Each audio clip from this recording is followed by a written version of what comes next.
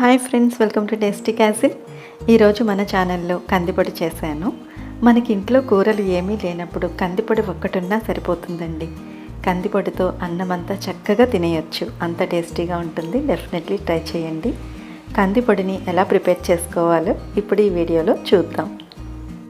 ముందుగా స్టవ్ మీద కడాయి పెట్టుకొని కడాయి కొంచెం హీట్ అయిన తర్వాత 1 కప్పు వరకు కందిపప్పు వేసుకోవాలి. కందిపప్పుని గరిటెతో కలుపుతూ లో ఫ్లేమ్లో ఫ్రై చేసుకోవాలి. కందిపప్పు బాగా ఫ్రై అయ్యి కొంచెం కలర్ మారుతుంది. అప్పుడు కందిపప్పు ఫ్రై అయిపోయినట్లే. దీన్ని వేరొక బౌల్లోకి ట్రాన్స్ఫర్ చేసుకుందాం. కందిపప్పు ఫ్రై అవ్వడానికి 20 నిమిషాలు పడుతుందండి. ఇప్పుడు మళ్ళీ అదే కడాయిలో 1/2 కప్పు వరకు పచ్చి శనగపప్పు వేసుకోవాలి. ఈ శనగపప్పుని కూడా లో ఫ్లేమ్లో నిదానంగా గరిటెతో కలుపుతూ ఫ్రై చేసుకోవాలి. ఇప్పుడు దీన్ని కూడా ముందుగా తీసి పెట్టుకున్న కందిపప్పు బౌల్లోకి ట్రాన్స్ఫర్ చేసుకోవాలి. ఈ శనగపప్పు ఫ్రై అవ్వడానికి 7-8 నిమిషాలు టైం పడుతుంది. మళ్ళీ అదే కడాయిలో 1/2 కప్పు వరకు పెసరపప్పు వేసుకోవాలి. ఈ పెసరపప్పును కూడా నిదానంగా లో ఫ్లేమ్లో గరిటెతో కలుపుతూ ఫ్రై చేసుకోవాలి. పెసరపప్పు కలర్ మారి మంచి వాసన వస్తుందండి. అప్పుడు దీన్ని వేరొక బౌల్లోకి ట్రాన్స్ఫర్ చేసుకోవాలి. పెసరపప్పు ఫ్రై అవ్వడానికి 5-6 నిమిషాలు పడుతుంది. ఇప్పుడు మళ్ళీ అదే కడాయిలో 1/2 కప్పు వరకు జీరా వేసుకోవాలి. దీన్ని కూడా గరిటెతో కలుపుతూ ఫ్రై చేసుకోవాలి.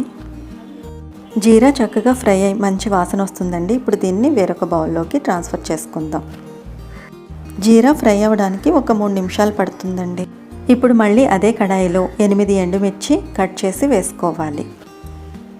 వీటిని కూడా గరిటెతో కలుపుతూ లో ఫ్లేమ్లో ఫ్రై చేసుకోవాలి. ఇవి ఫ్రై అవ్వడానికి 2 నిమిషాలు పడుతుంది. ఇప్పుడు వీటిని కూడా ముందుగా తీసి పెట్టుకున్న కందిపప్పు బౌల్లోకి ట్రాన్స్ఫర్ చేసుకోవాలి. వీటన్నింటినీ పూర్తిగా చల్లార్చి మిక్సర్ జార్లో వేసుకోవాలి.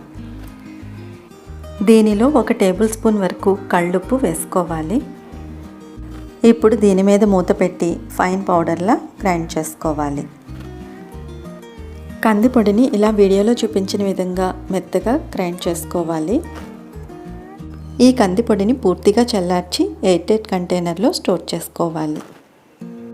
ఈ కందిపొడిని వేడివేడి అన్నంలో వేసుకొని ఆయిల్ లేదా నెయ్యి వేసుకొని దానితో పాటు కొంచెం సాల్ట్ కూడా యాడ్ చేసుకొని కలుపుకొని తిన్నామంటే చాలా రుచిగా ఉంటుందండి.